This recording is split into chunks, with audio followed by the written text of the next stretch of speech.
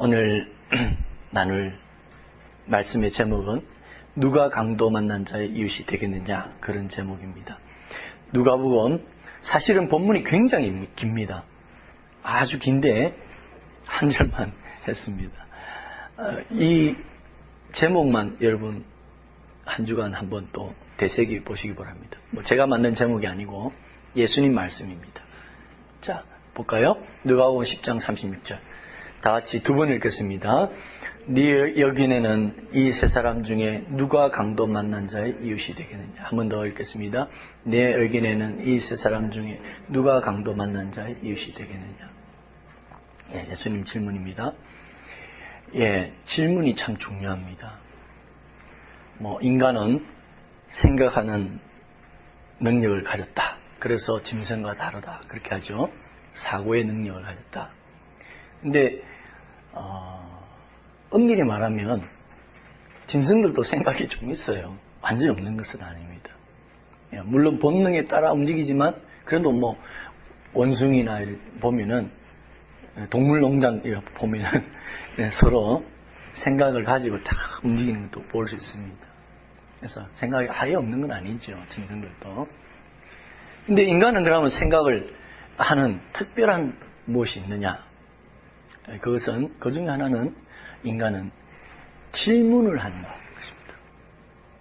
질문을 하면서 자신의 현재의 상황을 극복할 수 있는 그런 사고 능력이 있다는 것입니다. 동물들이야 질문을 하지 않습니까? 자신의 상황에 대해서. 그러나 인간은 자신이 살아가면서 내가 지금 걸어가는데 왜 하늘을 알 수가 없지? 나는 하늘을 알 수 있지 않을까? 나는 저 배 무리를 걸을 수 있지 않을까? 왜 걸을 수 없을까? 이런 질문을 하면서 그 질문에 대한 그 해결책을 찾아가는 여정, 이런 여정을 통해서 자신의 인간의 한계를 넘어서고 문명을 발달시키는 것이죠.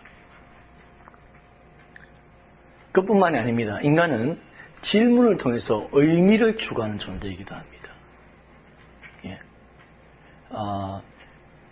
청춘이기 때문에 아프다? 젊기 때문에 아프다. 그런 책을 지은 교수님이 계십니다. 그분 강의를 언뜻 들었는데 그 강의에서 그분이 그런 말씀하셨어요. 무슨 질문을 하느냐, 어떤 수준의 질문을 하느냐가 그 사람의 인생의 의미를 결정한다. 가치를 결정한다. 그런 강의를 하는 것을 들었습니다. 그래서 예를 들어서 의미 있는 질문을 하면 그 사람의 인생은 의미 있게 되는 것입니다. 예를 들어서 나는 누구일까? 나는 어디로 와서 어디로 가는 존재일까?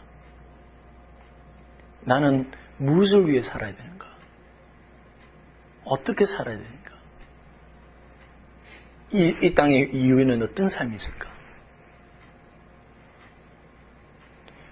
어떤 것이 정말 진정한 의미 있는 삶일까? 이런 질문을 던지는 사람은 의미 있는 삶을 산다는 거예요. 그래서 무슨 질문을 하느냐? 굉장히 여러분 인생을 결정한다는 것입니다. 그런데 오늘 무엇을 먹을까? 점심시간에 오늘 나갈 때 무엇을 입을까? 이 수준의 질문을 던지면 무엇을 입을까? 무엇을 먹을까? 이 수준에 살아가는 거죠. 그래서 어떤 질문을 던지느냐, 이것은 우리 인생에 굉장히 중요합니다. 인간이라는 것은 질문을 통해서 의미 있는 삶을 살아가는 존재다. 그렇게 말씀드릴 수 있습니다. 제가 왜 오늘 질문에 대해서 길게 설명하느냐, 오늘 본문에 많은 질문이 나오기 때문입니다. 오늘 본문 누가복음 10장을 보면은 전체 구조는 이렇습니다. 한 율법 교사가 예수님께 질문을 합니다. 그러면 예수님이 반대 질문은 이라고 이상하고 다시 질문을 합니다. 그러면 율법 교사가 답을 합니다. 그럼 예수님이 그래 맞다, 그렇게 행해라, 이런 구조가 두 번 딱 반복됩니다. 첫 번째 질문이 뭐냐면 율법 교사가 이렇게 질문합니다. 예수님께 와서 예수님, 선생님, 율법 교사, 그 당시 율법 교사는 아주 높은 존경받는 사람들이죠. 율법에 아주 능한 학자들이죠. 예수님께 말했습니다. 선생님, 내가 무엇을 하여야 영생을 얻을 수 있습니까? 이게 첫 번째 질문입니다. 근데 예수님께서 답을 하지 않으시고 되질문하십니다. 율법에 무엇이라고 기록되었으며 네가 어떻게 읽었느냐? 성경에 뭐라고 기록되어 있지? 네가 어떻게 읽었니? 그러니까 이 율법교사가 답을 합니다. 예, 성경을 읽어보니까 전체적으로 요약해보니까 첫째는 내 마음을 다하고 목숨을 다하며 힘을 다하여 뜻을 다하여 주 너희 하나님을 사랑하는 것이고, 둘째는 내 이웃을 내 몸같이 내 자신같이 사랑하는 것입니다. 성경 전체는 그렇게 기록되어 있습니다. 예수님이 이야, 너 참 옳다. 제대로 성경 읽었구나. 율법을 제대로 아는구나. 아는 율법 교사구나. 그러면 이제 가서 그대로 살아라. 그렇게 말씀하셨습니다. 이것이 첫 번째 질문과 답입니다. 그러니까 이제 이 율법 교사가 칭찬을 받으니까 좀 우쭐해졌어요. 그래서 자기를 옳게 보이려고, 자기가 정말 똑똑한 바른 율법 교사라는 것을 보이려고 두 번째 질문을 합니다. 이 두 번째 질문이 이제 오늘 우리가 깊이 나눌 내용인데, 그러면 율법에 보니까 내 이웃을 내 몸같이 사랑하라 했는데 내 이웃이 누굽니까? 이렇게 물었어요. 이게 율법교사의 두 번째 질문입니다. 그러니까 예수님이 답을 하지 않으셨어요. 답을 하지 않으시고 한 비유를 설명하셨습니다. 어떤 비유를 하셨냐면 아주 유명한 선한 사마리아의 비유로 알려진 비유인데, 어떤 한 사람이 예루살렘에서 여리고로 내려가고 있습니다. 근데 내려가다가 강도를 만났어요. 강도가 거의 죽도록 때리고 다 뺏어갔어 버렸어요. 옷도 다 뺏어.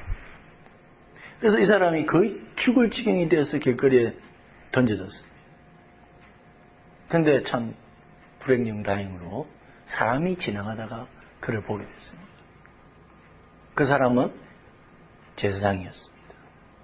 제사장은 하나님께 제사를 지내고 백성들에게 율법을 가르치는 직분입니다. 종교 지도자죠.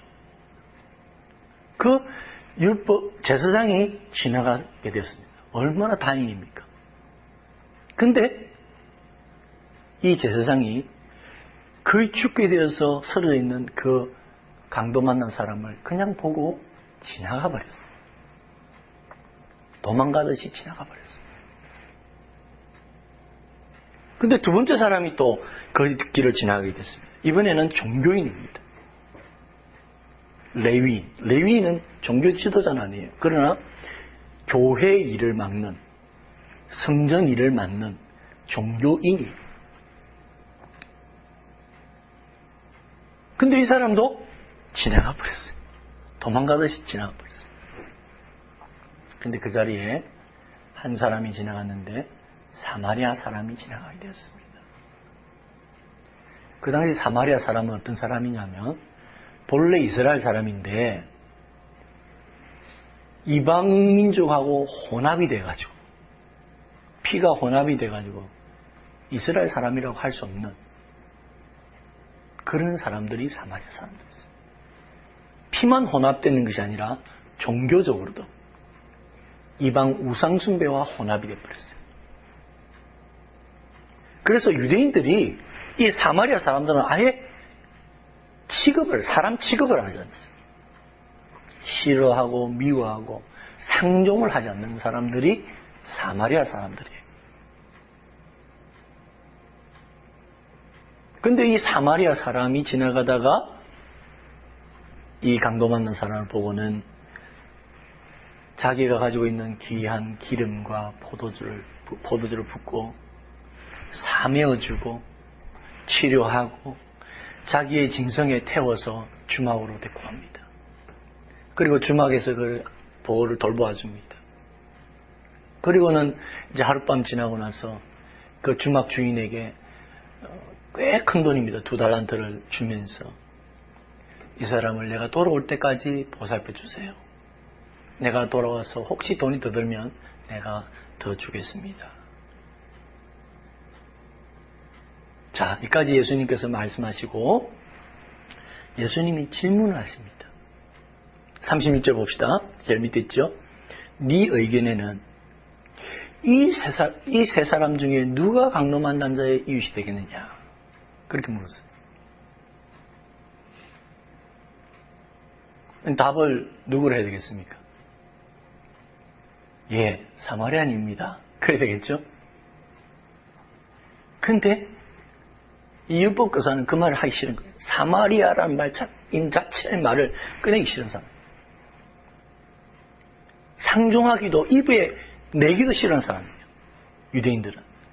그래서 사마리아인입니다. 답을 못하는 거예요. 자비를 베푼 자입니다. 이렇게 답을. 예수님이 그래 옳다. 가서 너도 이렇게 행해라. 예, 그렇게 말씀했습니다. 예, 질문, 반대 질문, 질문, 반대 질문 하죠. 근데 이제 제가 앞에서 질문이 무슨 질문을 하느냐는 것은 굉장히 중요하다고 했습니다. 근데 예수님께서는 오늘 무슨 질문을 하느냐는 것도 중요하지만 어떻게 바르게 질문하느냐 안 하느냐 참 중요하다. 그것을 지금 가르치고 있습니다.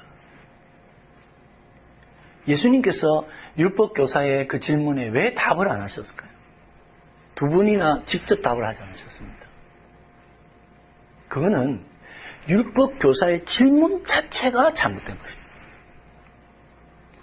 물론 율법교사가 다루는 질문의 내용은 굉장히 좋은 겁니다. 어떤 선행을 해야 됩니까? 영생은 어떻게 얻을 수 있습니까? 굉장히 중요한 질문입니다. 그러나 지금 이 율법교사의 문제는 뭐냐면 질문이 잘못된 거예요. 그래서 예수님이 답을 안 하신 거예요. 직접적으로. 여러분, 율법교사의 첫 번째 질문이 뭐였습니까? 무엇을 해야 영생을 얻을 수 있습니까?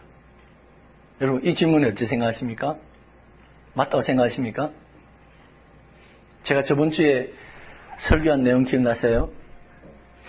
지나치게 의인이 되지 말며 그런 설교 내용을 했죠. 거기서 전도서에 뭐라고 되어 있습니까? 의인은 한 명도 없다. 선행으로 의롭게 되는 것이 아니라고 성경은 신구약이 말씀하고 있습니다. 그런데 유대인들은, 율법주의자들은 율법을 지켜서 어떤 선행을 해서 영생을 얻을 수 있다라는 자기 고정관념이 팍 박혀 있는 거예요. 그러니까 자기 가치관대로 질문하는 거예요. 무엇을 행해야 영원한 생명, 구원을 받을 수 있습니까? 이 질문 자체가 지금 잘못된 거예요. 예. 그래서 예수님이 답을 안 하시는 거예요. 두 번째 질문 나봅시다. 두 번째 질문, 율법교사의 두 번째 질문을 봅시다. 자기는 자기를 옳게 보이려고 내 엿을 내 몸같이 사랑하라. 구약성경에 기록되어 있거든요. 그걸 다 말하니까 칭찬받았거든요. 그러니까 이제 멋지게 질문한다고 질문한 것이, 그러면 내 이웃은 누굽니까? 자신은 아주 멋진 질문을 한다고 생각한 거예요. 그런데 이 질문 자체가 잘못됐어요. 내 이웃이 누굽니까? 이렇게 질문하면 어떻게 됩니까, 여러분?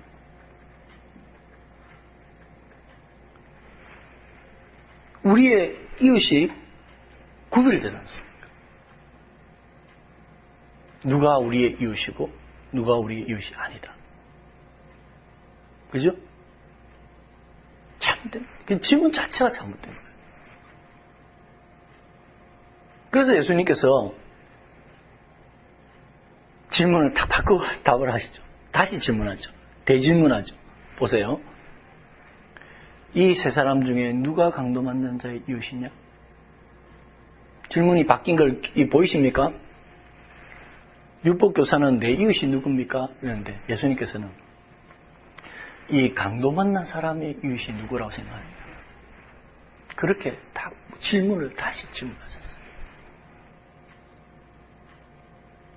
질문이 잘못된 것을 예수님께서 교정해 주시고 가르쳐 주신 거죠. 여러분, 율법교사가 이 질문한 것은 잘못된 것입니다. 내 이웃은 누굽니까? 이렇게 질문하면요. 왜 이 질문 자체가 잘못됐냐면은 구별이 되기 때문입니다. 누가 내 이웃이냐? 누가 내 이웃이 아니냐? 구분이 되는 거죠. 예를 들어서 우리의 가족이 이웃이라고 합니다. 그러면 우리의 가족만 내 몸같이 사랑하고 내 가족 아닌 사람은 그렇게 사랑 안 해도 됩니까? 문제가 있죠? 자, 우리 교회가 우리의 이웃이라고 합시다. 그럼 우리 삐까서 온 게 외에 다른 교인들은 사랑 안 해도 됩니까? 성경이 그렇게 가르치지 않지 않습니까? 그럼 우리 민족만 우리 이웃입니까?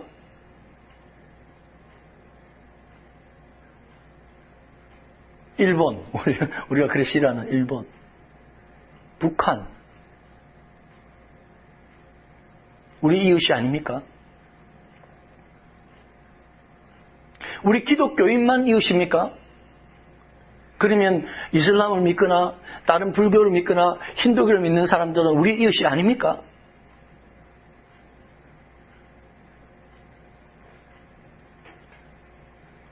우리가 이웃을 우리가 어떻게 정할 때 착한 사람만 이웃입니까? 그러면 나쁜 사람은 이웃이 아닙니까? 내 몸같이 사랑 안 해도 됩니까? 나에게 잘해주는 사람만 이웃이고 나에게 원수같이 행한 원수 있죠, 여러분. 미운 사람들 있죠. 그런 사람은 내 이웃이 아닙니까? 누가 이웃입니까, 우리? 우리는 끊임없이 이 율법교사와 같은 질문을 하고 있는 거예요. 근데 그 질문 자체가 잘못됐다.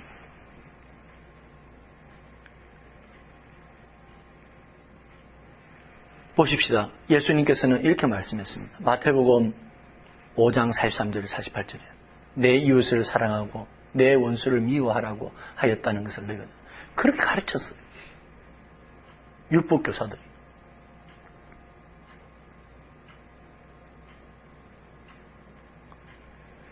성경이 그렇게 가르치고 있습니까? 성경에는 내 이웃을 사랑하라. 이게 끝이에요. 근데 내 원수를 미워해라. 이게 없습니다. 근데 인간이 만들어 놓았어요. 인간이 만들어 놓는다는 거예요.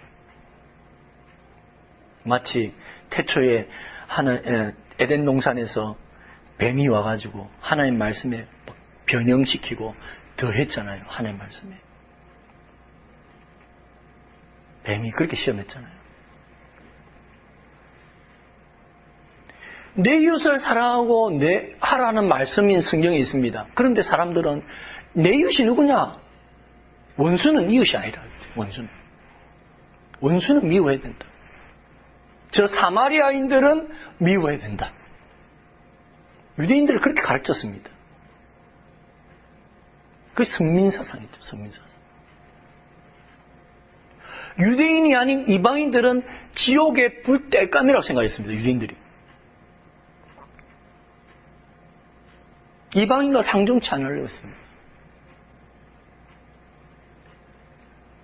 그들은 자기 마음대로 이웃을 정해버렸어요. 내 이웃을 내 몸같이 사랑하라. 그러나 사마리아인들은 사랑 안 해야 된다. 이방인들은 사랑 안 해야 된다. 원수는 사랑 안 해야 된다. 성경에 갖다 붙이는 거죠, 막. 인간들이. 그러나 예수님께서 말씀하십니다. 나는 너희에게 이르노니 너희 원수까지 사랑했다. 너희를 박해하는 자를 위하여 기도하라. 이와 같이 한즉 하늘에 계신 너희 아버지와 아들이 되리니. 네가 하나님의 자녀가. 왜? 너희 하나님 아버지께서는 악인과 선인을 같이 사랑하고 계신다. 이 세상에 악인이 있고 선인이 있고 하나님을 믿는 사람이 있고 하나님을 대항하는 사람이 있지만 하나님은 변함없이 똑같이 그 햇빛을 악인과 선인에게 동일하게 비춰주시고 지금도 비를 내려주시고 공기를 똑같이 주시는 그렇게 사랑하시는 분이 하나님 너희 아버지시다. 구별이 없이 사랑하신다. 인내하시고 끝까지 인내하십니다. 그들이 회개하며 돌아오기를 기다리시는 하나님이시다. 너희가 너희를 사랑한 자를 사랑하면 무슨 상이 있으리요? 세례들도 그렇게 하잖아요. 너희가 너희 형제에게만 무난하면 더한 것이 뭐가 있나? 이방인들도 그렇게 하지 않느냐? 그러므로 하늘에 계신 너희 아버지의 온전한 같이 너희도 그렇게 사랑해라. 이웃이라는 너희 스스로 이웃이 누구라고 만드는 그런 짓을 하지 말라는 거예요. 누가 내 이웃이냐? 이렇게 질문 자체가 잘못된 것입니다.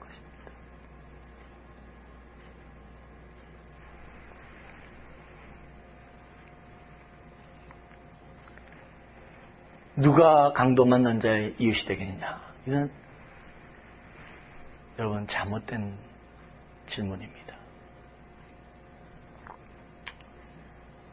예수님께서 이렇게 질문을 이렇게 참 예수님께서는 이 워드 플레이를 잘 하시는 것 같아요. 보세요.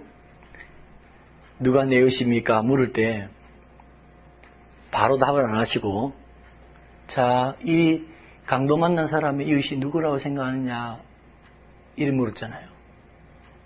그러면 예수님의 질문에 의해서 율법 교사가 자기 입으로 사마리아인입니다 라게 말하게 만드신 거예요. 예수님께서. 예수님 아주 교묘하게 질문하셨잖아요. 그렇게 이야기를 만들어 가시고 그렇게 질문을 하신 거예요. 이웃은 사마리아인입니다. 이 말을 하게. 근데 불행하게도 그 사람 말하지 않았습니다. 끝까지 말하지 않았습니다. 얼마나 율법 교사들이, 유대인들이 그렇게 배타적인다. 우리가 이 본문을 통해서 알 수가 있고 예수님이 그걸 너에게 가르쳐주고 봐라, 너희가 그렇게 배타적이다.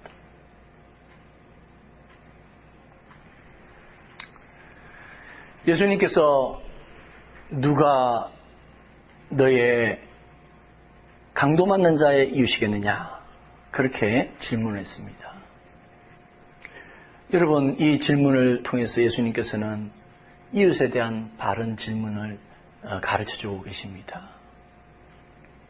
그것은 누가 나의 사랑의 대상자가 되느냐 그것이 아니라 내가 고통받고 있는, 소외받고 있는 사람들의 이웃이 되고 있느냐 그렇게 질문하라는 것입니다.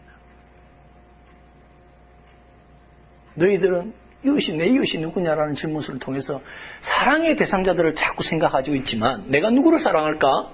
이런 생각을 하고 있지만 예수님께서는 너희들이 진정 고민해야 될 것은 정말 네가 네 삶을 통해서 고통받는 사람들의 이웃이 되고 있느냐. 정말 사랑을 실질적으로 실천하고 있느냐. 그것을 고민하라는 것입니다.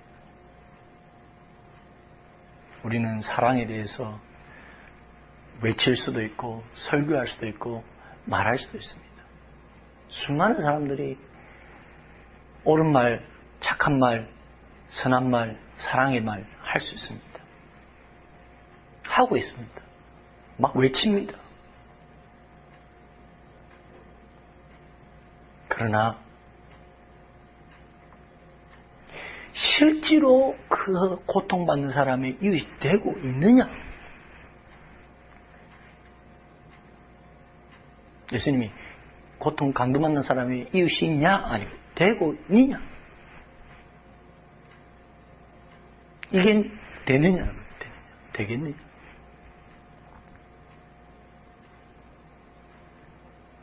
예수님께서 왜 이 비유에서 제사장과 레위인을 등장시켰을까요? 종교 지도자, 율법을 가르치는 사람들을 왜 등장시켜서 이렇게 뭐랄까 이걸 어떻게 표현해야 됩니까? 시니컬하다 표현해야 됩니까? 이렇게 하셨을까요?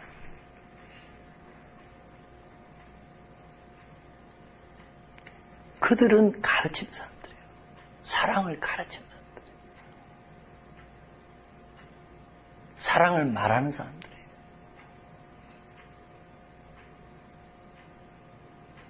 그러나 그들은 실제로는 안 한다겠죠. 안 한다. 피해가는 사람. 사랑을 외치고 말하지만 실제로는 희생을 하지 않는다. 손해를 보지 않는다는 겁니다.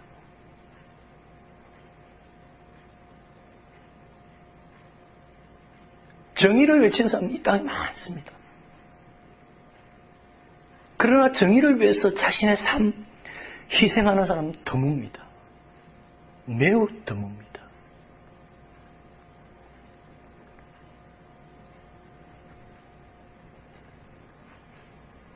정말 설교하기가 두려운 겁니다. 저도 마찬가지입니다. 수많은 사람이 헌신에 대해서 외치고 있지만 헌신하는 사람 보기는 매우 드뭅니다.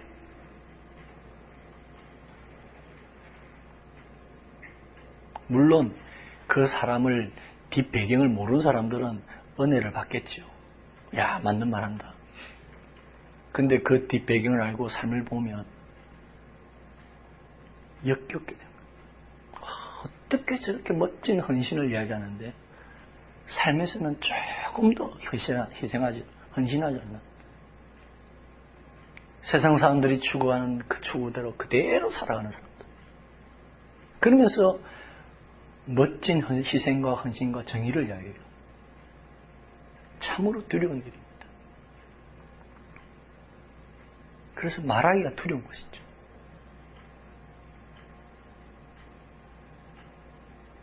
예수님께서 왜 레위인을 등장시켰습니까? 사랑은 개념이나 말이 아니에요. 그걸 말합니다. 실제로 네가 고통받고 소외받는 사람이 이웃이 되고 있냐? 사마리아인을 왜 등장했습니까? 왜 예수님이 사마리아인을 등장시켰습니까? 미워하는 원수예요. 우리로 말하면 일본 사람이고 북한 사람이고 이럴 수 있어요. 왜 그런 사마리아 사람을 등장시켰을까요? 정말 소외받고 배척당하는, 미움당하는 죄인인 그런 사람들을 네가 정말 사랑하고 있느냐? 예수님이 비유를 통해서 그것을 말씀해 주고 싶은 거예요. 누가 내 이웃이냐? 중요한 게 아닙니다. 내가 그들의 이웃이 되고 있느냐? 고통받고 소외받는 약한 자들. 제가 며칠 전에 동영상 하나 봤습니다. 한 5분 정도 되는 내용인데 EBS에서 만든